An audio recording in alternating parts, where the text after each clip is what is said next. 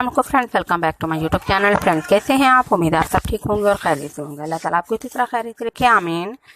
Friends small bedroom ideas के कुछ design हैं, कुछ आइडियाज़ आपके साथ शेयर करेंगे, कुछ आपको स्टाइल दिखाएंगे कि आप किस तरीके से अगर स्मॉल बेडरूम आइडियाज़ लेना चाह रहे हैं।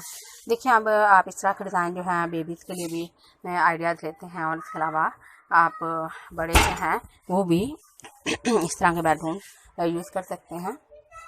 स्पेशल किड्स रूम के लिए ये आइडियाज़ हैं, और हमारे किड्स और बेबी जो हैं वो जब इस तरह के बेडरूम में डिफरेंट कलर्स कम्बिनेशन देखते हैं, डिफरेंट स्टाइल देखते हैं, या डिफरेंट कोई भी आइडिया लेते हैं जिनमें बेड्स वगैरह जो होते हैं वो अगर कलरफुल हैं, वुडन स्टाइल में हैं, और इनकी वॉल जो होती हैं वो भी आप कलरफुल कर सकते हैं, जिन पर भी नाइल स्टिकर्स वगैरह आप लगा सकते हैं।